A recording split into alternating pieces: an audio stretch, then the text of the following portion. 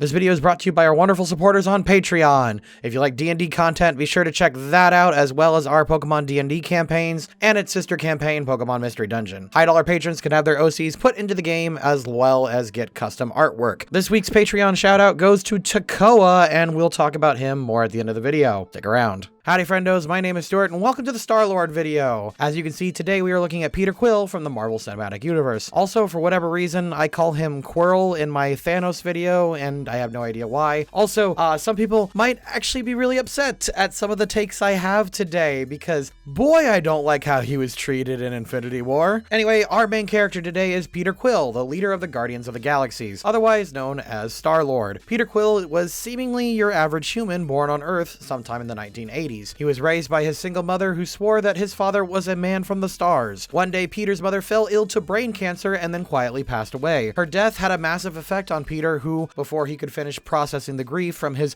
really shitty fucking grandparents — holy shit, who shoves a crying child outside of a hospital room? Shortly after his mother's death, he was abducted by aliens who, rather than giving him the usual rubber glove finger exam, decided to adopt the child and turn him into a thief. From this point on, Peter was raised by Yondu Undanta — I'm not sure if I said that right — as a thief and space pirate. Yondu insisted that he kept Peter around solely for the fact that he had a quick and nimble hands, and we learned that eventually they learned to care for each other, as dysfunctional families often do. We learn at the end of Guardians 1 that the Ravagers were supposed to drop Peter off with a living god / planet named Ego, who turned out to be his dad. But until Guardians 2, he is hardly a factor into Quill's story. As he grew up, he became a fully realized space thief and mercenary. As an adult, Quill is wild, immature, and hornier than 60% of Twitter. However, unlike Twitter, Peter isn't evil, or no, that's really about it. Peter Quill starts at chaotic neutral. He's a fun-loving and goofy thief that is out for numero uno and won't murder you if you don't bother him. The Guardians of the Galaxy movies are all about found families and the dysfunctional relationship they tend to have. Quill's character arc is about trusting people, learning to care for others, and maturing into an actual adult, which we will talk about more in the post-analysis. God damn it, Infinity War. Anyway, with that out of the way, let's go.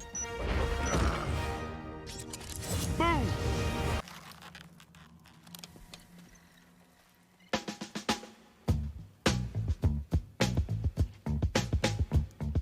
At the beginning of Guardians 1, Peter was supposed to retrieve the orb with the Power Stone along with Yondu and the rest of the Ravagers. Instead, he goes early and gets it with the intent of selling it by himself for a bigger payoff. He also fights some of Ronan's men, but he couldn't have accounted for that. This is arguably neutral evil since he's stealing from comrades, but I think I'm going to say chaotic neutral, since I think Peter sees this as his way out of what is basically a group of space pirates. Chaotic neutral. Bad side I'd rather not be on. What about my bad side? Farewell, Mr. Quill. After he rips off the Ravagers and tries to sell the orb to the broker and lets it slip that Ronan is after the orb, to which the guy immediately freaks out and ejects him from his shop, he then sees Gamora and immediately starts flirting with her. She takes the orb for him and they get into a free-for-all with Rocket and Groot. Just chaotic neutral for all of this. She betrayed Ronan. He's coming back for her. And when he does, that's when you... Why would I put my finger on his throat? Once arrested, the four of them are taken to the Kiln, a high-security space prison. There, Drax the Destroyer attempts to murder Gamora to avenge his wife and daughter, who died at the hands of Ronan. Peter saves her and strikes a deal with her, Rocket, and Groot to take the orb to a buyer and agree to split the profit. This could be argued this is lawful neutral since Peter is striking deals for money, but guys, come on. He thinks Gamora is pretty and he has a bit of a crush on a woman who can kick his ass. He saves her because she's a pretty lady, and he eventually found justification for it. He's lying. Chaotic good.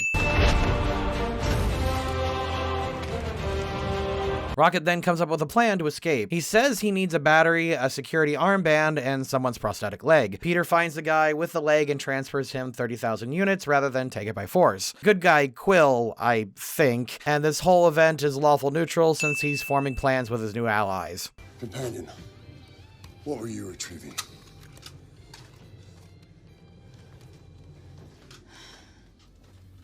You're an imbecile. However, before they leave the prison, Peter heads back inside for his Walkman. This is incredibly stupid and petty, and all of his allies called him out on it since he pocketed the orb before he went back inside, so they couldn't ditch him. Chaotic neutral.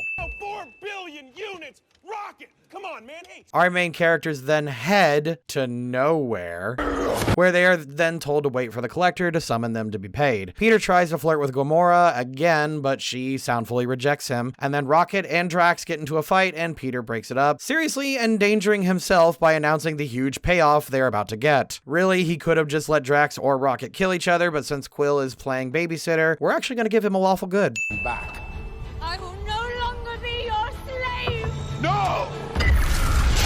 The deal with the Collector goes south because they realize the Power Stone is way more dangerous than they originally thought, so they eventually decide to take it to the Nova Corps. However, they are then ambushed by Ronan that Drax called on them. Gamora's ship gets blown up and she ends up floating in open space, so Peter heads out his pod to save her. He calls Yondu to pick them up. Let's just give him a chaotic good since this is a crazy Hail Mary. Hey, what do you say?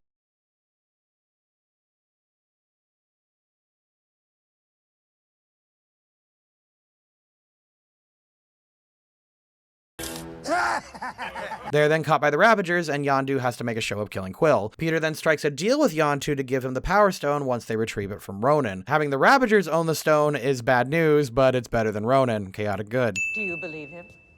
Well, I don't know that I believe anyone's 100% a dick, ma'am. I mean, do you believe that he's here to help? Yeah. Peter then calls his contact and alerts Xandar that Ronan is coming. He, Yondu's Ravagers, and the Nova Corps team up to stop Ronan. They wreck his ship and then crash land on the planet. Lawful good. What are you doing? Dance off, bro. Me and you. Ronan touches ground on the planet, but Peter then starts dancing to distract and confuse him, which results in his hammer getting destroyed as he grabs the Power Stone. Through the power of friendship, they defeat Ronan. Chaotic good. Yondu. Do not open that orb. You know that, right? Peter then hands Yondu the wrong orb as he's leaving the planet. I'd like to believe that Yondu knows Peter wouldn't hand over the stone to him after all that's said and done, especially considering what we see at the end of the movie and in Guardians 2. Everyone was looking for an excuse to resolve this peacefully, after all. They are then dubbed the Guardians of the Galaxy and go wandering for the next few months, apparently, doing random good deeds. So let's give them an extra lawful good for that. Your people promised something in exchange for our services. Bring it, and we shall gladly be on our way.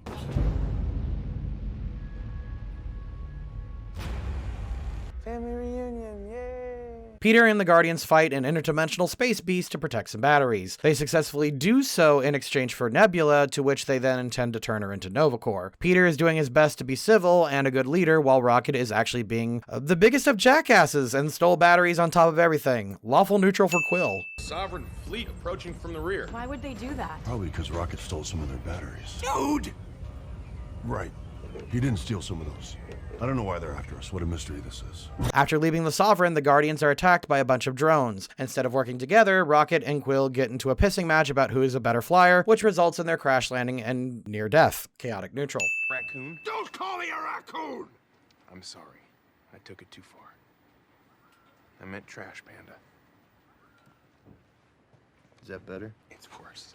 It's so much worse. He is then an absolute dick to Rocket. Chaotic evil. And who the hell are you? Figured my rugged good looks would make that obvious. My name is Ego. And I'm your dad, Peter. Gamora, Drax, and Peter go with Ego to his planet. They're honestly just kind of going along with him for a good chunk of Guardians 2. Peter learns about his heritage, being half celestial, and bonding with his father. Lawful neutral for all of this. Drax thinks you're not a dancer. Peter, in a good mood, tries to flirt with Gamora despite the fact her mind is elsewhere and is worried about Rocket and Groot. They get into a fight about it. Chaotic neutral.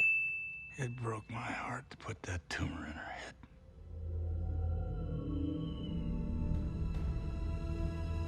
What? Anyway, Peter and the Guardians realize that they need to save the universe by killing Ego. Let's just give them a chaotic and neutral good for all of this, and of course, Nat 20 scene.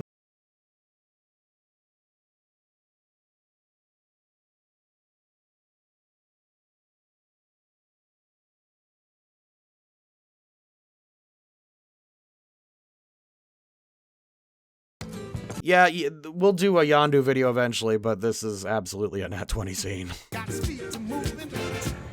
Over the next few years, the Guardians wander the galaxy doing random good deeds and doing their own thing. Let's just give them a chaotic good because, come on. I get that, but why are we doing it? Because we're nice.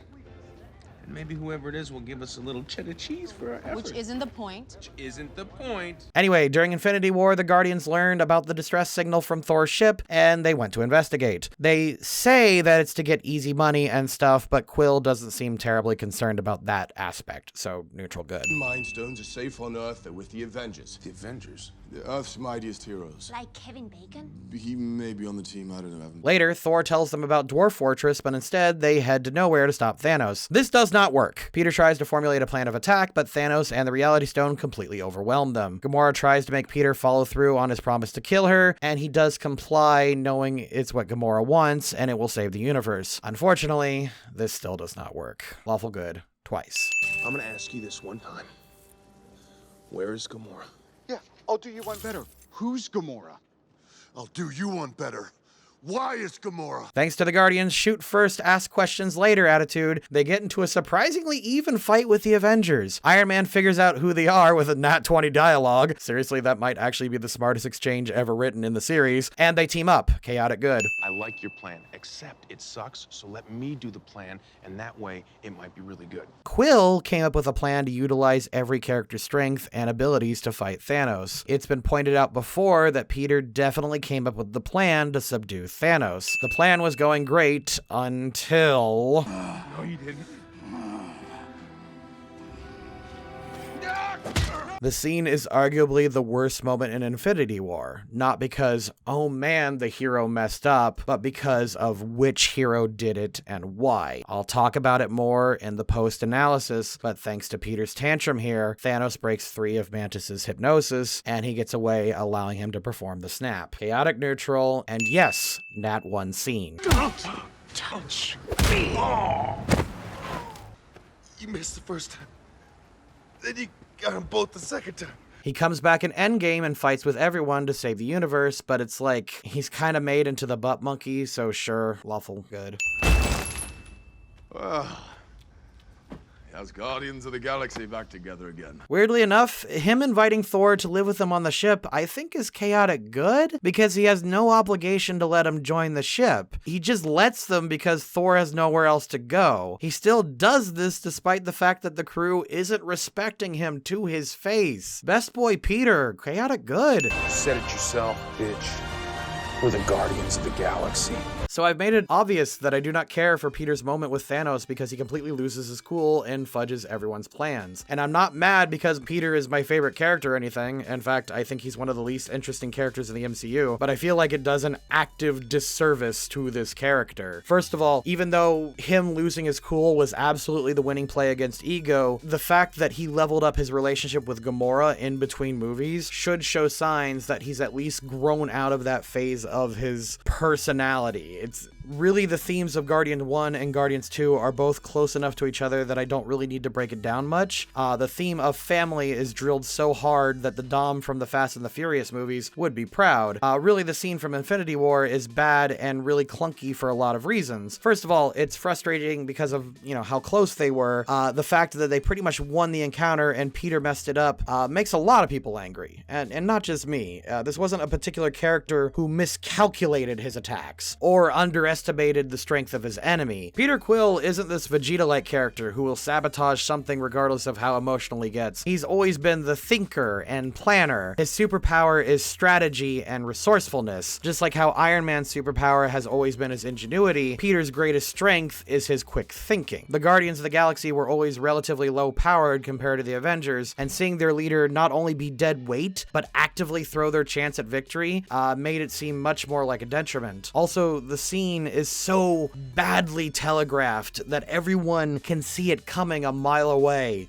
Infinity War is arguably one of the greatest movies ever made, where every character gets to fight their hardest and be their most noble, but for whatever reason, Star-Lord does nothing but make things worse. I mean, you could have worked around this not to make him just like the worst thing ever in this film. It could have been like, maybe Thanos baited him on purpose. Almost anything else here would have been better than Quill ineffectively pistol-whipping Daddy Dildo here. This is the writers interfering with the character and not the character organically destroying their win. Other than that, Peter and the rest of the Guardians have a really satisfying character arcs and stick to their themes quite well. I plan to do the rest of the Guardians at a later date, but for now, this is a kind of a last-minute video, so everyone please give X the Dark One a big thank you in the comments for finishing this. I am recording this Monday night at midnight, and he barely has time to get this video together, so thank you, X. And this video's Patreon shout-out goes to Takoa, who is one of our biggest supporters and